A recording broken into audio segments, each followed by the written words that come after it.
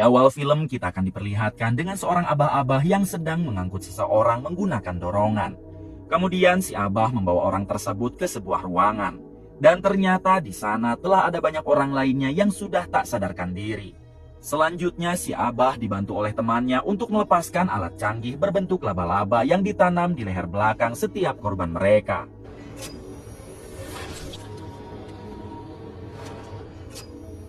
Di waktu yang sama, salah satu korban mereka tersadar dan diketahui bernama Andrew atau Scott Atkins si Boyka. Diam-diam Andrew langsung saja melarikan diri dari ruangan tersebut lalu menuju ke ruangan depan. Saat di ruangan depan, Andrew melihat ada beberapa orang yang tengah dikurung dan salah satu dari mereka adalah putri Andrew sendiri. Andrew berusaha menyadarkan putrinya, namun sialnya ia malah ketahuan oleh beberapa penjaga hingga terjadi aksi baku hantam.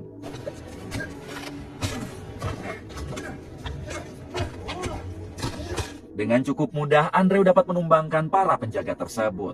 Akan tetapi, kini Andrew harus berhadapan dengan seorang pria misterius dan inilah yang terjadi. Ketika tersadar, tiba-tiba Andrew berada di sebuah taman air mancur yang ia juga tidak tahu di mana keberadaannya sekarang. Selanjutnya, Andrew menemukan tugu taman tersebut yang ternyata taman itu bernama Taman Victory dan lokasinya berada di Vietnam. Seketika Andrew menjadi syok karena para penculik di awal film telah membawanya ke Vietnam yang padahal Andrew dan putrinya berasal dari Inggris. Diberitahu kalau Andrew ini adalah mantan agen rahasia Inggris yang sudah jelas kemampuannya tidak bisa diragukan lagi. Akan tetapi Andrew tidak mengerti kenapa dirinya dan sang putri sampai diculik, yang padahal ia tidak pernah bermasalah dengan siapapun. Sampai di sini kita belum diberitahu siapakah para penculik di awal film, namun tentunya kita akan tahu nanti. Adegan berpindah ke seorang pria bernama Kanner yang saat itu tengah mengawasi sebuah bar. Rupanya Kanner ini adalah tangan kanan dari bos mafia paling berkuasa di Vietnam dan sekarang ia diperintah untuk membasmi mafia Rusia yang sudah berani membuka usaha di wilayahnya bosnya Kanner. Selang beberapa saat terlihat ada anggota mafia Rusia yang masuk ke dalam toilet. Hingga ketika ia cuci muka di belakangnya sudah ada Kanner lalu terjadilah aksi baku hantam. Di sini, Kanner dapat mengalahkan pria tersebut, lalu ia ceburkan kepalanya ke dalam toilet. Selanjutnya, Kanner meminta pria tersebut agar jangan pernah berbisnis lagi di wilayah ini dan sebaiknya pulang ke Rusia.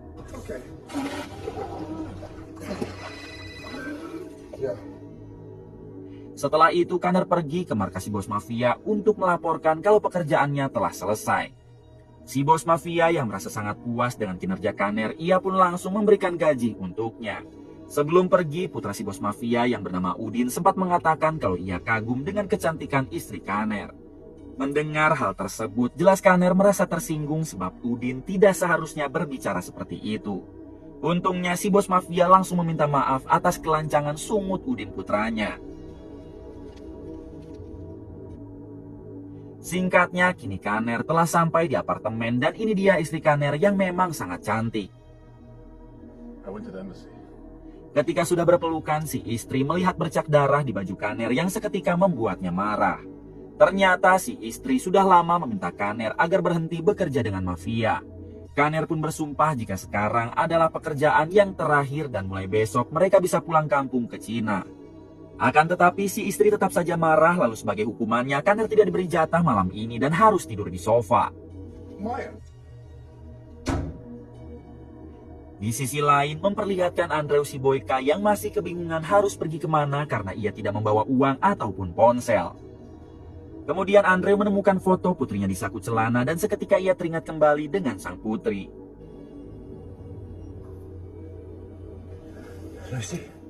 Selanjutnya Andrew memutuskan tidur di emperan toko karena ia tidak tahu harus kemana lagi. Hingga ketika sedang nyenyak-nyenyaknya, Andrew dibangunkan oleh dua polisi yang memintanya agar jangan tidur di sana. Melihat polisi, Andrew sempat bahagia dan ia langsung meminta tolong agar diantarkan ke kantor kedutaan Inggris. Akan tetapi kedua polisi itu malah kasar yang membuat Andrew marah lalu melawannya. Andrew yang memang ingin ditangkap, ia pun sengaja mengalah lalu disetrum sampai membuatnya pingsan. Pagi harinya adegan kembali pada Kanner yang terbangun dari tidurnya. Merasa ada yang aneh dengan kamar sang istri, Kanner segera mengambil senjata lalu mengeceknya ke dalam. Ketika di dalam, Kaner dibuat bingung sebab sang istri sudah tidak berada di sana.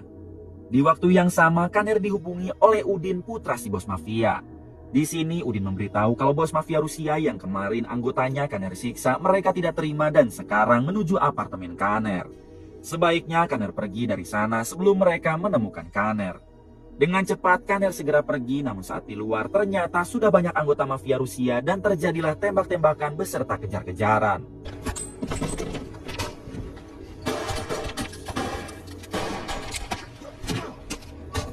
Terlihat Kaner yang begitu hebat dan dapat menghabisi satu persatu dari mereka. Kemudian Kaner harus berduel dengan seorang pria menggunakan sweater biru dan inilah aksinya.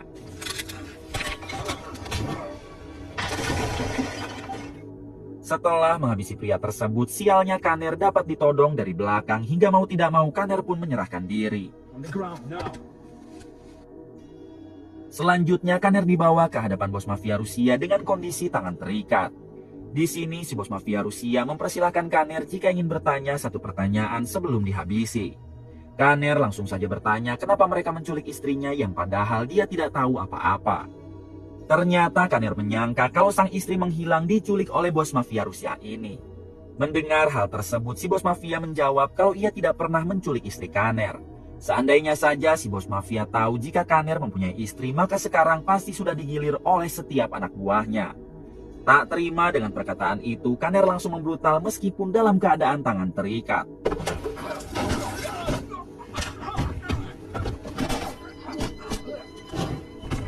Pada akhirnya Kaner dapat menghabisi mereka semua termasuk dengan si bos mafia Rusianya. Adegan berpindah kepada Andrew yang kala itu baru sadarkan diri setelah disetrum oleh polisi.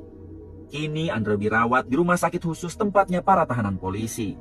Tak lama Andrew melihat dua orang perawat yang mengambil foto putrinya. Tentu Andrew meminta kembali foto tersebut. Namun perawat itu menolak dengan alasan foto ini akan dijadikan barang bukti. Alhasil Andrew menjadi murka dan mencekik perawat tersebut. Sialnya Andrew malah disuntik bius oleh perawat satunya yang membuat Andrew pingsan kembali. Tak berselang lama datanglah dokter cantik bernama Mona yang menanyakan kenapa terjadi keributan. Kedua perawat itu menjelaskan kalau baru saja Andrew memberontak sehingga terpaksa mereka membiusnya. Lalu Mona meminta kedua perawat itu agar membawa Andrew ke kamar VIP. Karena Mona sendirilah yang nantinya akan menangani Andrew.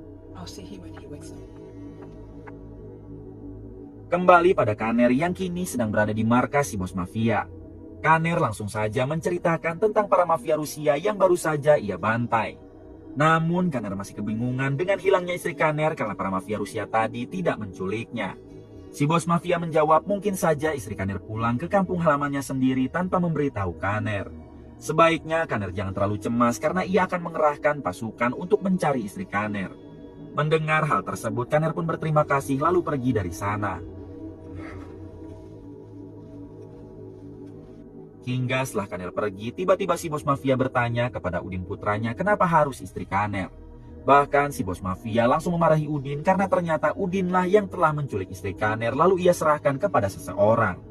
Si bos mafia tidak ingin tahu kalau Udin harus mengambil kembali istri Kaner karena si bos mafia telah menganggap Kaner seperti adik sendiri. Tanpa mereka sadari rupanya Kaner telah memasang alat penyadap suara di bawah kursi sehingga Kaner mendengarkan semua percakapan itu. Dengan penuh amarah, Kaner menunggu di parkiran lalu membuntuti mobil Udin yang pergi keluar.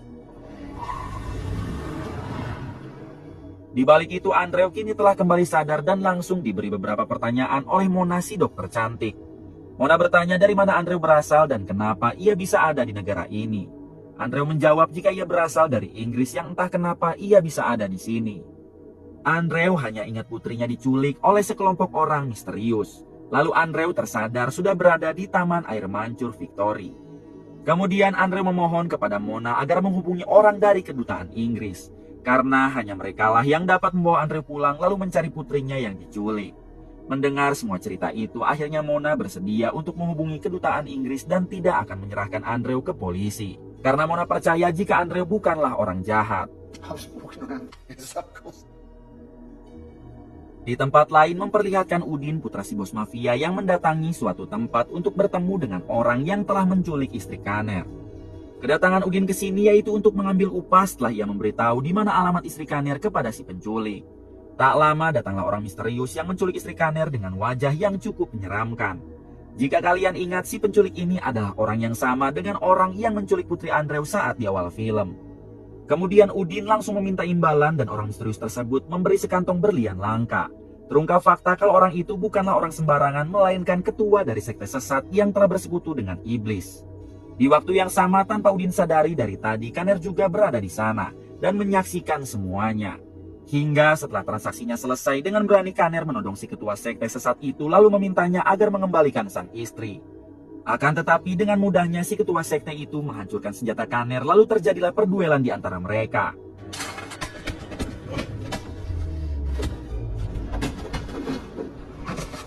Tak ingin membuang waktu, si ketua lebih memilih pergi daripada harus meladeni Kanner. Selanjutnya Kanner menghajar Udin habis-habisan karena telah berani memberikan istri Kanner kepada mereka. Kemudian Kanner mengikat kedua tangan Udin dengan rantai, lalu meminta Udin agar menjelaskan siapa mereka dan kenapa menculik istrinya. Awalnya Udin sama sekali tidak mau membuka mulut sehingga Kanner lanjut menyiksanya. Setelah disiksa cukup lama, pada akhirnya Udin mengatakan kalau mereka adalah sekte sesat yang telah bersekutu dengan iblis demi mendapatkan kekuatan dan hidup kekal selamanya. Setiap minggu mereka selalu mencari satu korban dengan golongan darah yang langka untuk dipersembahkan kepada raja mereka, yaitu iblis. Apesnya istri Kanner mempunyai golongan darah tersebut hingga terpaksa Udin memberitahu mereka demi mendapatkan imbalan berlian. Kanner lanjut bertanya, lantas kemanakah mereka membawa istrinya sekarang? Udin menjawab kalau pintu masuk untuk menuju kerajaan mereka adalah di Taman Air Mancur Victory. Mendengar hal tersebut, dengan cepat Kanner segera pergi ke sana. 30 menit kemudian terlihat Kanner yang datang ke Taman Victory, lalu ia berusaha mendekati air mancurnya. Namun entah kenapa langkah Kanner tidak pernah sampai di dekat air mancur itu. Di waktu yang sama datanglah Mona, si dokter yang juga penasaran ke Taman Victory setelah mendengar cerita dari Andrew. Secara kebetulan Mona bertemu dengan Kanner yang saat itu sedang kelelahan. Mona bertanya apakah Kanner mempunyai masalah. Kanner menjawab iya karena ia ingin mendekati air mancur yang ada di depannya namun tak pernah sampai. Pada akhirnya Kanner dan Mona mencoba jalan berdua mendekati air mancur tersebut dan inilah hasilnya.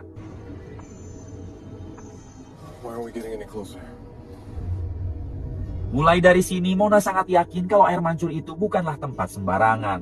Kemudian Mona bertanya memangnya kenapa Kanner ingin mendekati air mancur tersebut. Kanner menjawab kalau istrinya telah diculik oleh sekte sesat yang jalan untuk menuju markasnya dengan masuk ke dalam air itu. Seketika Mona menyadari kalau Andre mempunyai kasus yang sama dengan Kanner. Pada akhirnya Mona mengajak Kanner ikut bersamanya karena ia mempunyai teman yang sedang memiliki kasus yang sama dengan Kanner, yaitu Andrew. Singkat cerita, Mona dan Kanner sampai di rumah sakit tempat Andrew dirawat.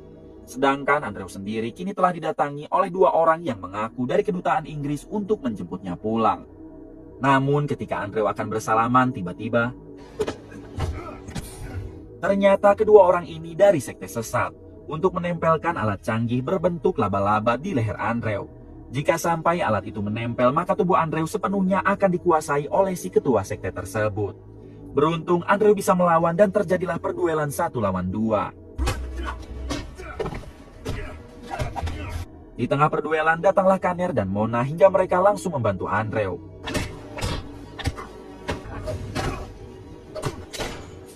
Meskipun sudah ditembak beberapa kali, terlihat kedua orang itu yang tidak bisa tewas akibat kekuatan dari alat canggih laba-laba yang menempel di lehernya masing-masing. Hingga ketika satu dari mereka akan menghabisi Mona, Andrew langsung mencabut alat canggih laba-labanya yang seketika membuat orang tersebut tewas. Selanjutnya, Andrew menolong Kanner yang hampir tewas dicekik oleh penjahat satunya lagi. Setelah berhasil menghabisi kedua orang itu, Andrew dan Kanner dibawa oleh Mona ke ruangannya. Di sini mereka bertiga langsung membahas tentang putri Andrew, begitupun istri Kanner yang diculik oleh sekte sesat. Satu-satunya cara untuk menyelamatkan mereka yaitu dengan mendatangi Taman Victory kembali. Karena siapa tahu sekarang sudah bisa ditembus.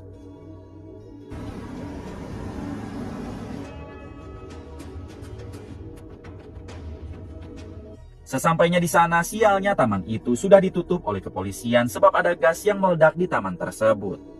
Awalnya Andrew tetap memaksa ingin masuk. Namun daripada harus berurusan lagi dengan polisi, Mona membawa Andrew agar sebaiknya pergi dari sana dan memikirkan cara lain.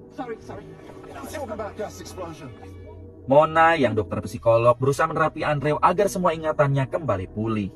Karena ternyata sampai sekarang Andrew belum bisa mengingat semua kejadian saat penculikan putrinya. Terlihat rapi Mona yang mulai bereaksi, sebab Andrew mulai dapat mengingat semua kejadian saat penculikan.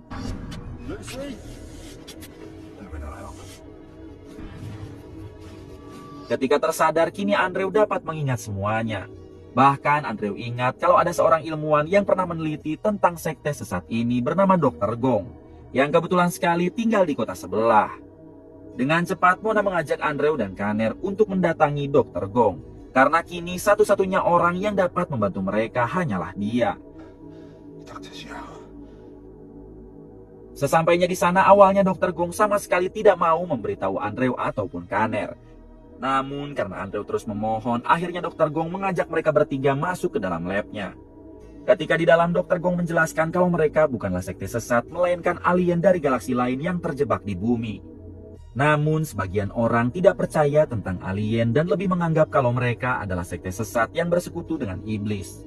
Sudah puluhan tahun Dr. Gong meneliti tentang mereka, berharap para alien itu dapat berbaur dengan umat manusia. Akan tetapi mereka selalu bersembunyi dan memangsa manusia yang mempunyai golongan darah langka setiap minggunya. Mendengar hal tersebut, Andrew bertanya lantas bagaimana caranya agar mereka dapat menyelamatkan sang putri beserta istri Kanner. Dr. Gong mencopot kalung batunya lalu memberikan kalung tersebut kepada Andrew. Dr. Gong menjelaskan jika kalung ini sangat dicari oleh ketua alien itu. Karena tadinya kalung tersebut adalah milik si ketua alien. Cara satu-satunya untuk menyelamatkan putri Andrew beserta istri Kanner hanyalah dengan memancing ketua alien itu keluar dengan menggunakan kalung batu tersebut. Andrew hanya tinggal memasukkan batu dari kalung itu ke dalam mesin yang sudah Dr. Gong buat. Lalu dengan begitu si ketua alien akan datang sendiri. Baru saja Andrew akan memasukkan kalungnya, tiba-tiba setelah mendapatkan kalung tersebut, si ketua alien dan para anak buahnya langsung mengeluarkan asap dari mulut yang membuat Andrew CS menjadi tak sadarkan diri. Ketika tersadar, Dr. Gong dan Kanner sudah dalam kondisi tengkurap.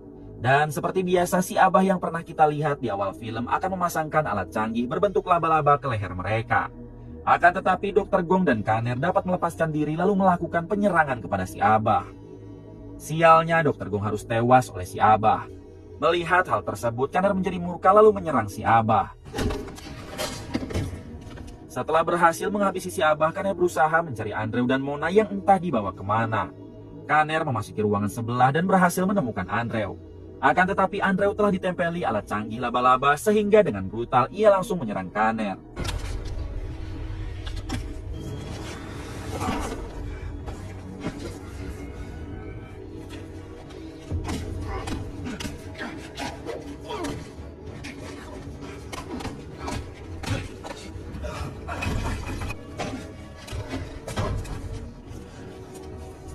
Hampir saja Kanner dibuat tewas oleh Andrew. Namun untungnya Kanner dapat melepaskan alat tersebut di leher Andrew yang membuatnya langsung sadarkan diri.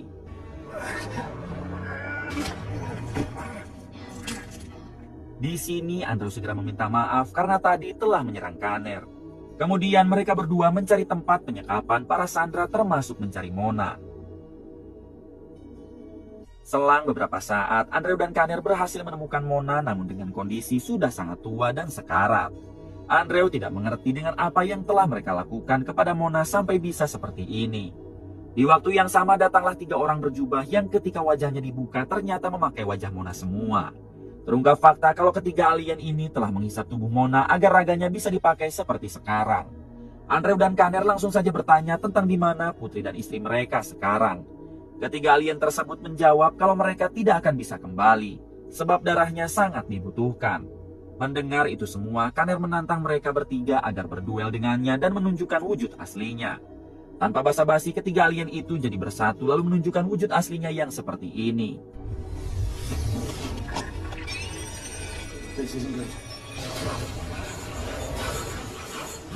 Terlihat bentuknya yang sangat aneh dan tidak masuk akal manusia.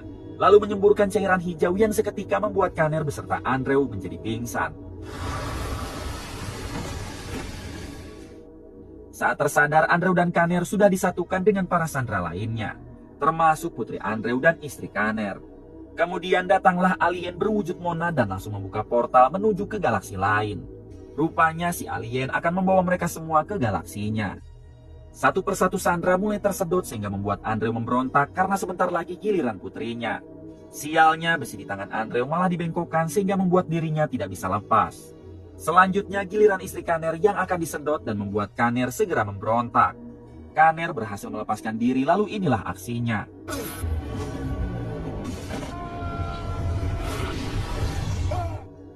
Pada akhirnya hanya Kaner dan alien itulah yang tersedot ke galaksi lain.